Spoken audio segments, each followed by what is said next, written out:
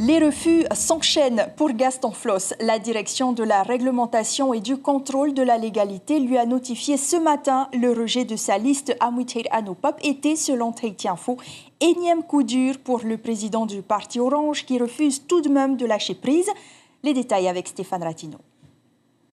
Et maintenant, à vrai dire, aux yeux de Gaston Floss, rien n'a changé. Méthode couée peut-être, car en toute lucidité, le cours des choses se complique sérieusement. La notification par le Haut Commissariat de l'invalidation de sa liste réduit tout de même son espoir d'être dans l'élection. Tout dépend désormais des ultimes recours devant la justice.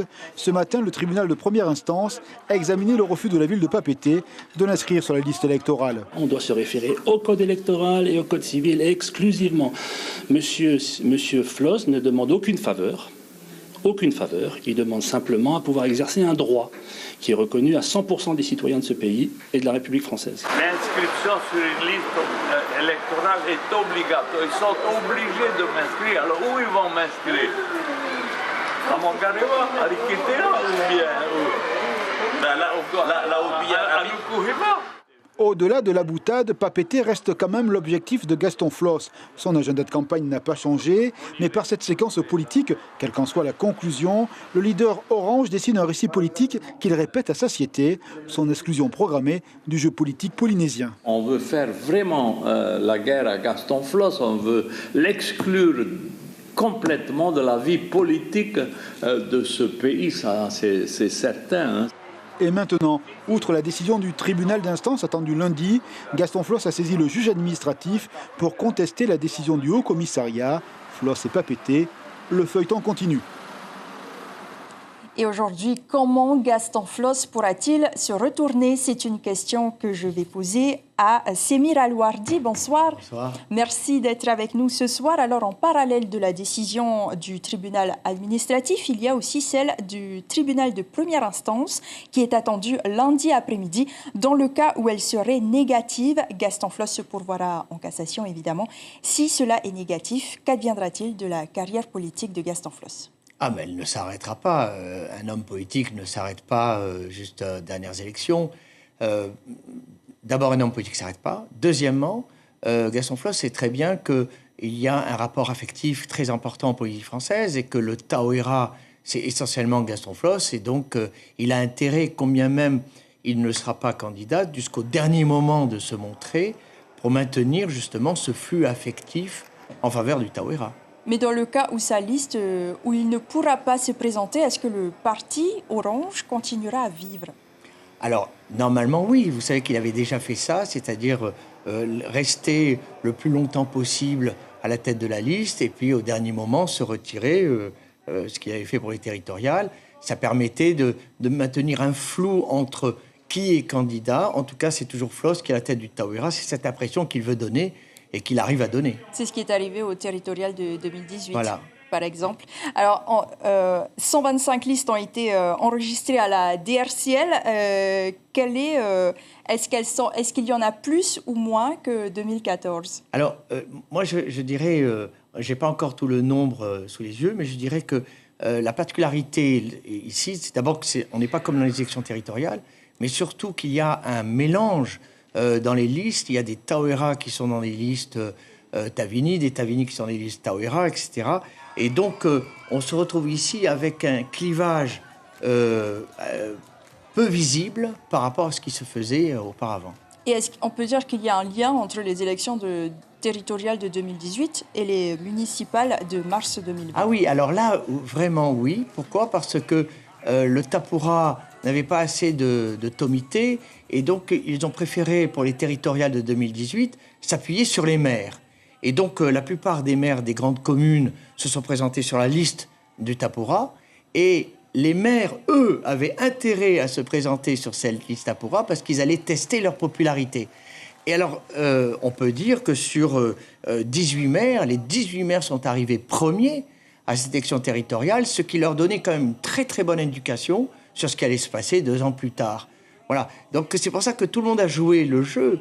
Le Tapura, Édouard Fritsch avait besoin des maires pour s'asseoir politiquement, et les maires avaient besoin de se tester auparavant. Disons que le test a été quand même assez positif pour 18 d'entre eux, et dont un 19e qui n'était pas réellement dans la liste, mais qui soutenaient le Tapura. Ça, c'est pour le Tapura. Mais je peux dire la même chose, par exemple, pour Oscar Temaru, qui est arrivé premier dans son fief. Donc, ça donne des bonnes indications de ce qui va se passer quand même au mois de mars. Merci beaucoup, Semira El-Ouardi, d'avoir accepté notre invitation ce soir. Nous aurons l'occasion de recueillir votre analyse dans les prochains jours, lorsque le tribunal de première instance rendra sa décision sur Gaston Floss. En 2020, la ville de Punaouia devient la plus grande commune en termes d'inscrits sur les listes électorales. Plus de 18 000 citoyens sont appelés aux urnes les 15 et 22 mars prochains. Plus de la moitié d'entre eux n'a toujours pas récupéré leur carte d'électeur. Afin de diminuer les heures d'attente le jour J, la ville incite les habitants à les récupérer avant le premier tour. Thierry Stemfleur et Jérôme Lee. Pourquoi donc les communes de Polynésie ont-elles voulu renouveler les cartes d'électeurs juste avant les élections les plus fréquentées, les municipales ? Eh bien, rassurez-vous, elles n'y sont absolument pour rien, car c'est une refonte générale du système électoral français qui est à l'origine de ce casse-tête.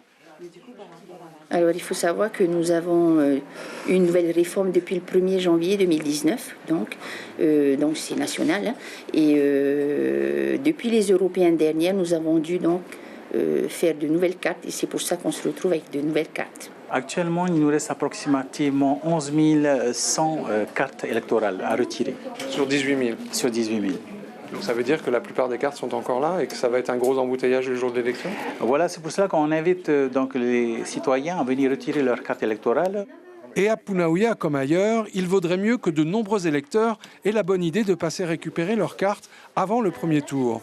Certains ont bien compris qu'ils allaient gagner ainsi beaucoup de temps. Je suis venue pour ne pas être dans l'embouteillage le jour de l'élection, quoi.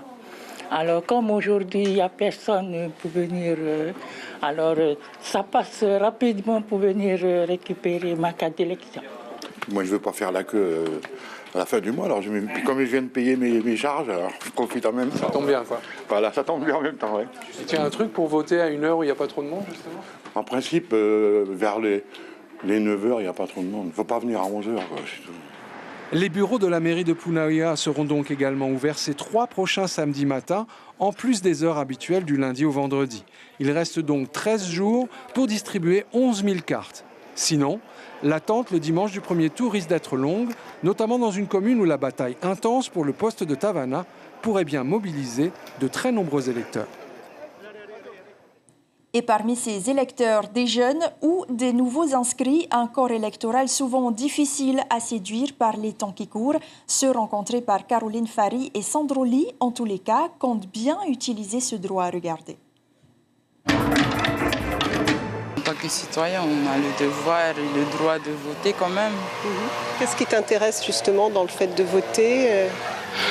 C'est plutôt pour le bien de notre population, afin que, après il faudrait bien que ce que les politiciens ils promettent, on va dire, ils tiennent leurs promesses. Déjà pour des familles défavorisées, qu'ils puissent avoir au moins des choses pour vivre mieux et pour que cela se passe pour tout le monde, qu'on soit tous égaux. Ça y est, je me suis inscrit, je viens d'avoir 18 ans et oui, je vais voter pour ces élections municipales. Pour les jeunes, qu'est-ce que tu aimerais, par exemple, pour ton avenir ? Ce qui est important et ce qui revient souvent dans notre classe, c'est plutôt le thème de l'environnement et de l'écologie surtout. Mais ce qui me tient à cœur, moi, c'est l'éducation. Parce que tout passe par l'éducation et on peut changer le monde grâce à l'éducation. Actuellement, je ne suis pas encore sûre de pouvoir voter. Voilà. Pourquoi ? Je ne suis pas encore vraiment très intéressée par la politique, donc je me concentre plutôt sur mes études. Je pense que la seule chose qu'il faudrait faire, c'est vraiment que nos jeunes d'aujourd'hui puissent avoir plus de respect, notamment envers toute personne qui soit, et également qu'ils soient très tolérants. Tu aimerais changer quelque chose aujourd'hui dans la société dans laquelle tu vis ? Je pense que c'est plus par rapport aux jeunes qui sont en train de rechercher du travail, que certains employés puissent être beaucoup moins exigeants et essayer de donner la chance à ceux qui n'ont peut-être pas pu avoir d'expérience professionnelle, de pouvoir leur donner une chance pour qu'ils puissent avoir justement de l'expérience et entrer sur le marché du travail. Tawhiti Nena, candidat à Papeete, assure que la jeunesse est au cœur de ses préoccupations. L'ancien ministre des Sports mise également sur la sécurité, un point sur lequel il a lourdement insisté lors de son intervention radio ce matin. On l'écoute. Concernant bien sûr également les personnes à risque qui agressent, qui raquettent nos enfants et des personnes âgées, ça sera interdit. C'est pour ça que je parle de tolérance zéro. Des arrêtés seront mis en place. Je renforcerai l'équipe de la police municipale pour interdire tout cela au niveau de la ville. Au niveau des quartiers, bien sûr, il est important d'avoir des référents, nous allons le faire. Mais même au niveau des risques maritimes, nous avons énormément de personnes qui rament. Quand il y a un souci, la commune n'est pas capable de répondre parce qu'aucun bateau, aucun jet ski n'est à disposition pour répondre. Ça sera fait. Le troisième risque, bien sûr, c'est le risque naturel qu'il faudra anticiper au cas où. Mais ce qui est encore de plus grave, c'est le risque technologique. Comme vous le savez, nous avons une citerne de gaz demain qui est dans l'axe de l'aéroport. On ne sait jamais, il peut toujours y avoir un accident. Papeete sera grillé, Pire Fa également. Donc on est obligé d'anticiper. Je vous rappelle que 4 candidats sont en lice dans la capitale, Tawhiti Nena, donc Michel Buyard, Chantal Gagnon et Marcel Touihani. C'est la fin de cette rubrique dédiée aux élections municipales.